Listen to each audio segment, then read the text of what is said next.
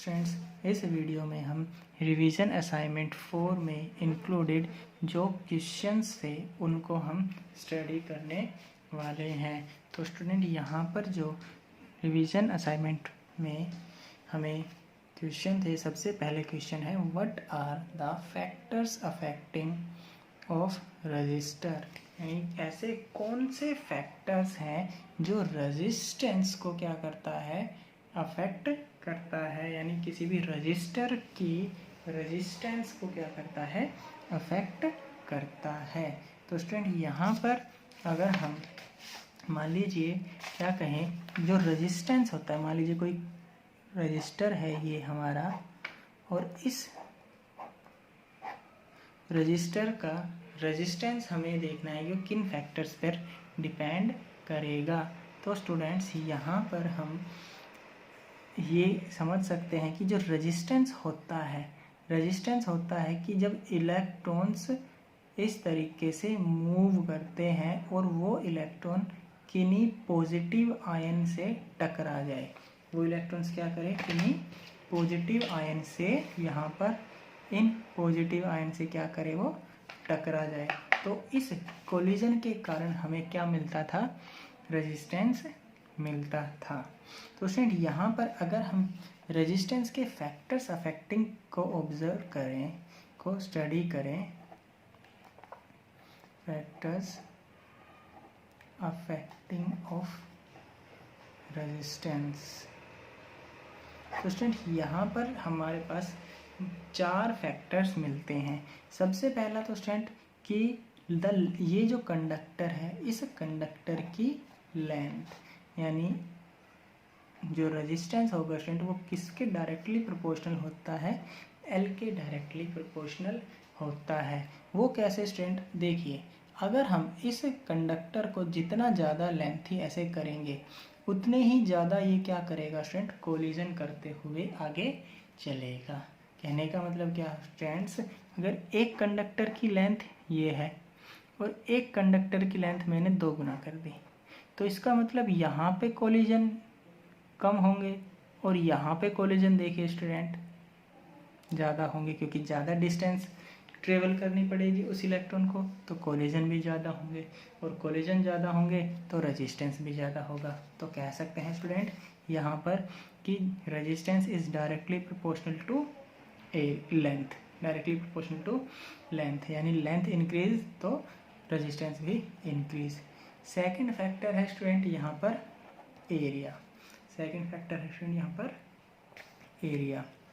Area के inversely proportional होता है, एरिया के क्या होता है, इन्वर्सली प्रोपोर्शनल होता है स्टूडेंट, रेजिस्टेंस एरिया के क्या होगा, इन्वर्सली प्रोपोर्शनल। ओके, तो स्टूडेंट यहाँ पर इन्वर्सली प्रोपोर्शनल का मीनिंग होता है कि अगर हम एरिया को इंक्रीज करते हैं तो जो रेजिस्टेंस होगा वो क्या होगा स्टूडेंट, डिक्रीज होगा। वो क्या होगा स्टूडेंट, डिक्रीज होगा। तो स्टूडेंट्स यहाँ पर हम इसको समझ सकते हैं, मान लीजिए हमारे पास एक कंडक्टर ये है जिसका एरिया ये है इतना, और एक कंडक्टर हमने ये लिया और लेंथ हमने क्या ली, सेम ली, इसका एरिया ये है, इसका एरिया ये है। तो स्टूडेंट अब देखिए यहाँ पर जब इलेक्ट्रॉन ऐसे फ्लो होगा और इसमें अगर देखो यहाँ पे मान लीजिए हम ये कहें कि ऐसे पॉजिटिव आयन्स है और इलेक्ट्रॉन उन पॉजिटिव आयन में से ऐसे बीच में से निकल के जा रहा है, तो यहाँ पर कोलिजन होंगे।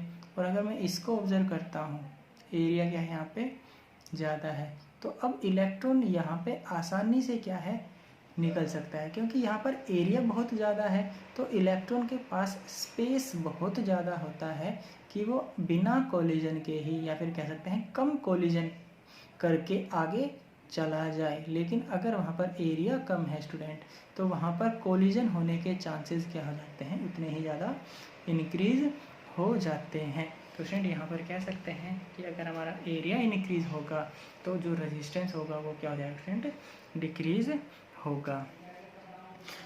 तो स्टूडेंट यहाँ पर ये तो फैक्टर्स हैं हमारे पास, ये 2 फैक्टर्स तो ये हुए जो हम लेंथ और एरिया पर डिपेंड करता है। इसके बाद जो हमारे पास 2 फैक्टर्स और हैं स्टूडेंट, एक है हमारे पास टेम्परेचर, थर्ड वन क्या है स्टूडेंट यहाँ पर टेम्परेचर। जो टेम्परेचर होता है स्टूडेंट, टेम्परेचर पर भी क्या होता है, resistance of the conductor depend करता है। रेजिस्टेंस ऑफ द कंडक्टर क्या करता है स्टूडेंट, डिपेंड करता है। तो इसको हम कैसे समझ सकते हैं, तो जैसे कि मान लीजिए हमारे पास क्या है स्टूडेंट, एक कंडक्टर है। किसी कंडक्टर का अगर हम टेम्परेचर इंक्रीज करते हैं तो स्टूडेंट यहाँ पर इलेक्ट्रॉन की जो काइनेटिक एनर्जी होती है वो क्या हो जाती है, इंक्रीज हो जाती है। कहने का मतलब क्या है कि इलेक्ट्रॉन और स्पीडली और फास्टली मूव करना स्टार्ट कर देते हैं। और स्टूडेंट और अगर इलेक्ट्रॉन्स और फास्टली मूव करना स्टार्ट करेंगे तो उनका जो कोलिजन होगा, कोलिजन भी क्या करेंगे, वो बहुत ही जल्दी ही करना स्टार्ट कर देंगे। यानी कह सकते हैं कि वहाँ पर कोलिजन भी बढ़ जाएंगे। वहाँ पर कोलिजन क्या होगा स्टूडेंट, बढ़ जाता है। यानी अगर हम टेम्परेचर को इंक्रीज करेंगे तो इलेक्ट्रॉन की काइनेटिक एनर्जी बढ़ने के कारण वो जल्दी क्या करेगा, इलेक्ट्रॉन ऐसे कोलिजन करना स्टार्ट कर देता है, जिसके कारण अगर कोलिजन इंक्रीज होगा तो स्टूडेंट रेजिस्टेंस भी क्या होता है, इंक्रीज हो जाता है। तो स्टूडेंट यहाँ पर हम कह सकते हैं कि अगर टेम्परेचर इंक्रीज होगा किसी कंडक्टर का तो रेजिस्टेंस भी क्या होगा स्टूडेंट, इंक्रीज होगा। एंड द फोर्थ फैक्टर जो है हमारे पास स्टूडेंट वो है नेचर ऑफ मटेरियल। क्या है स्टूडेंट यहाँ पर, नेचर ऑफ मटेरियल। तो स्टूडेंट जो नेचर ऑफ मटेरियल है इस पर भी क्या होता है, रेजिस्टेंस डिपेंड करता है। क्योंकि स्टूडेंट अलग अलग कंडक्टर्स में जो इलेक्ट्रॉन्स की संख्याएं होती हैं वो अलग अलग होती हैं। अलग अलग कंडक्टर्स में जो हमें इलेक्ट्रॉन्स की संख्याएं मिलती हैं स्टूडेंट वो क्या मिलती हैं, अलग अलग मिलती है। अगर स्टूडेंट किसी कंडक्टर में मान लीजिए ऐसे कोई कंडक्टर है, इसमें बहुत सारे क्या है, इलेक्ट्रॉन्स हैं, और एक कंडक्टर हमने ऐसा लिया जिसमें बहुत कम क्या है, इलेक्ट्रॉन है। तो स्टूडेंट अगर जब हम इसको बैटरी के साथ कनेक्ट करेंगे तो इसमें बहुत सारे इलेक्ट्रॉन्स ऐसे क्या होंगे, फ्लो होंगे, और इसमें बहुत कम इलेक्ट्रॉन क्या होंगे, फ्लो होंगे। तो स्टूडेंट यहाँ पर बहुत सारे इलेक्ट्रॉन्स हैं तो यहाँ पर हमें क्या मिलेगा, जो करंट मिलेगा वो क्या मिलेगा स्टूडेंट, लार्ज मिलेगा, क्योंकि बहुत सारे चार्ज पार्टिकल एक साथ मूव करेंगे। तो स्टूडेंट यहाँ पे करंट अगर लार्ज मिलेगा तो हमारा जो रेजिस्टेंस होगा वो क्या होगा, कम होगा। रेजिस्टेंस क्या होगा इसका, कम होगा। और अगर ऐसा हमारे पास मटेरियल हो इसमें इलेक्ट्रॉन ही बहुत कम है तो अगर मैं इसमें वोल्टेज भी बहुत ज़्यादा अप्लाई करता हूँ तो स्टूडेंट यहाँ पर करंट हमें क्या मिलेगा, कम ही मिलेगा।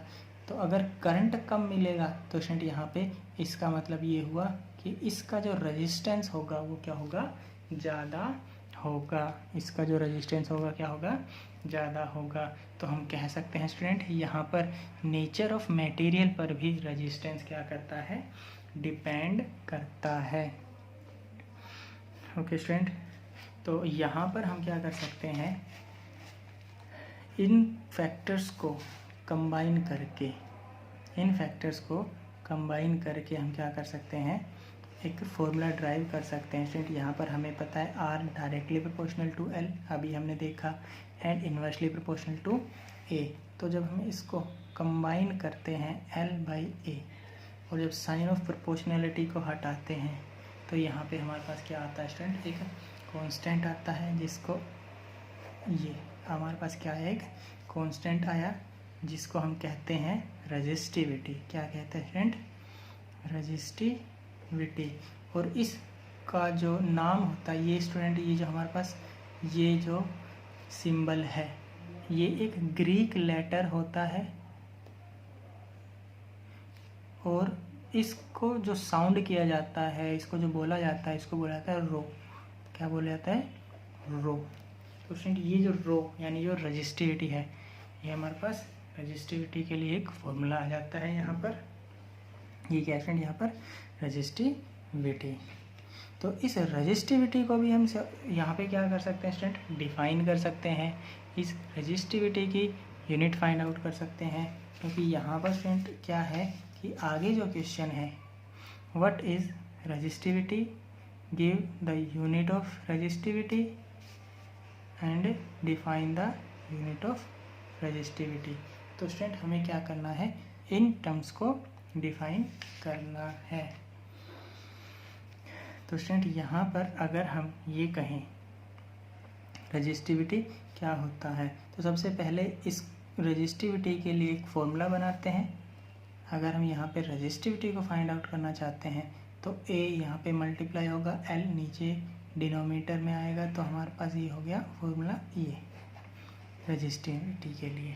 तो स्टूडेंट रेजिस्टिविटी को हमें इस फॉर्मूले से क्या करना है, डिफाइन करना है। रेजिस्टिविटी को क्या करना है, इस फॉर्मूले से डिफाइन करना है। तो स्टूडेंट यहाँ पर अगर हम ये कहें इफ़ एक हमारे पास क्या है, कंडक्टर है जिसका रेजिस्टेंस R है, जिसका एरिया मैंने क्या कहा 1 मीटर स्क्वायर, लेंथ हमने उसकी कही 1 मीटर। एक कंडक्टर है जिसका रेजिस्टेंस R दिया हुआ है, एरिया 1 मीटर स्क्वायर है एंड लेंथ क्या है 1 मीटर है। तो अगर उस कंडक्टर के लिए हम रेजिस्टिविटी फाइंड आउट करते हैं तो देखिए स्टूडेंट क्या आता है। अगर हम इस फॉर्मूले में ये टर्म्स पुट करते हैं तो देखिए स्टूडेंट यहाँ पे रो ये किसके इक्वल होगा, R1/1, यानी ये रेजिस्टेंस के इक्वल हो जाएगा। कहने का मतलब क्या है स्टूडेंट, यहाँ पे जो रो होगा वो किसके इक्वल होगा, रेजिस्टेंस के इक्वल होगा। कब, जब हमारा एरिया 1 मीटर स्क्वायर है एंड लेंथ 1 मीटर है। तो इस फॉर्मूले से हम क्या करेंगे, इस रेजिस्टिविटी को डिफाइन करेंगे। तो स्टूडेंट यहाँ पर हम कह सकते हैं resistivity of any material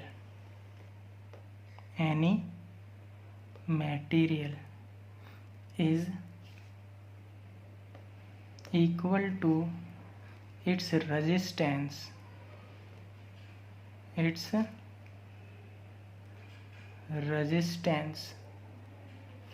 if it has area 1 meter square and length 1 metre. तो उसको हम क्या कहेंगे स्टूडेंट, रेजिस्टिविटी कहेंगे। कहने का मतलब क्या है स्टूडेंट, यहाँ पर the resistivity of any material is equal to its resistance, मतलब रेजिस्टिविटी किसी भी मटेरियल की उसके रेजिस्टेंस के इक्वल होगी if it has an area of 1 metre square and length 1 metre. यानी एक ऐसा मटेरियल जिसकी 1 यूनिट एरिया है एंड 1 यूनिट ही लेंथ है, तो उसके रेजिस्टेंस को ही हम क्या कहेंगे स्टूडेंट, रेजिस्टिविटी कहेंगे। तो स्टूडेंट ये हमारे पास क्या होता है, रेजिस्टिविटी की डेफिनेशन कह सकते हैं ये हमारे पास। ओके, इसके बाद अगर हम ये कहें कि यूनिट ऑफ रेजिस्टिविटी क्या होती है, तो स्टूडेंट यूनिट ऑफ रेजिस्टिविटी भी हम फाइंड आउट कर सकते हैं। तो हमारे पास जो रेजिस्टिविटी का फॉर्मूला है स्टूडेंट ये, तो यहाँ से हमें पता है R की यूनिट क्या होती है, R की यूनिट होती है ओम, एरिया की यूनिट होती है मीटर स्क्वायर, लेंथ की यूनिट होती है मीटर। तो ये मीटर से मीटर कैंसिल, तो हमारे पास जो यूनिट ऑफ रेजिस्टिविटी हुई ये क्या हुआ, ओम मीटर। यूनिट ऑफ रेजिस्टिविटी क्या हुआ स्टूडेंट यहाँ पर, ओम मीटर। इसको हम क्या कहेंगे, unit of resistivity. Okay student, इसके बाद है हमारे पास what is the difference between resistance and resistivity, resistance and resistivity.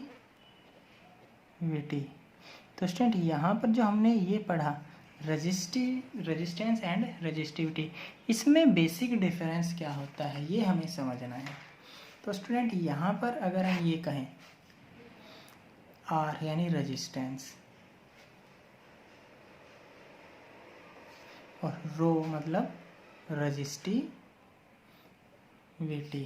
तो ये जो होता है स्टूडेंट, ये जो रेजिस्टेंस होता है, ये यहाँ पर अगर रेजिस्टेंस को डिफाइन करें स्टूडेंट, तो रेजिस्टेंस का मतलब होता है obstacles in the path of current of any material, और उस मटेरियल की लेंथ हम क्या कर सकते हैं स्टूडेंट, कुछ भी चूज़ कर सकते हैं। ये तो क्या होता है स्टूडेंट हमारे पास रेजिस्टेंस, मतलब इसको हमने जो डिफाइन किया था ऐसे किया था, it is the property which resist the current, ऐसे भी हम इसको कह सकते हैं, इट इज़ द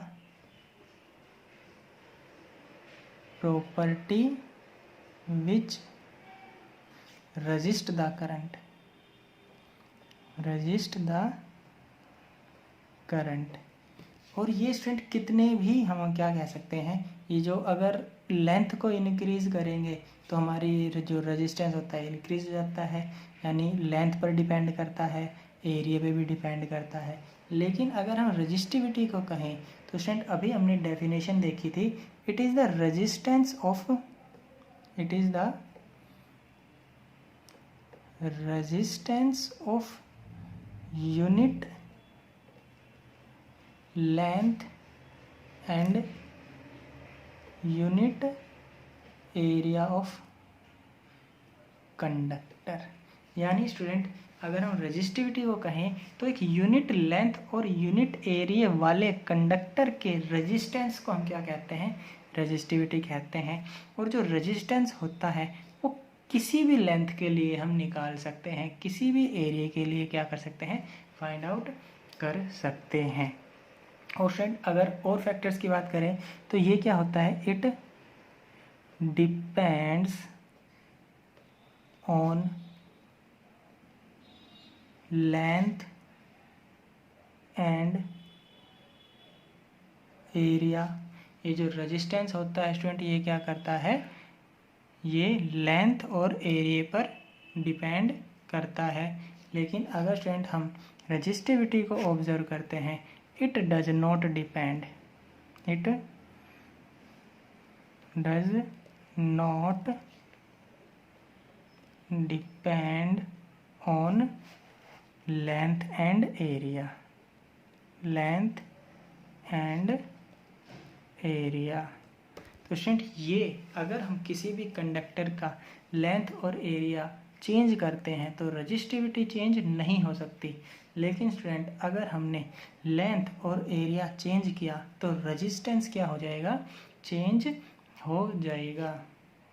तो स्टूडेंट ये था हमारे पास रिवीजन असाइनमेंट 4।